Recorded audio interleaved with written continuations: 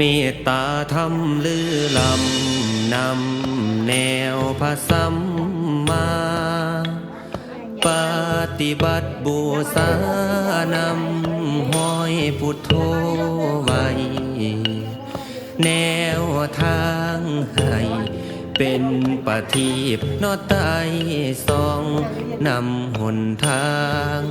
ข้ามพ้นแห่งโอคาสง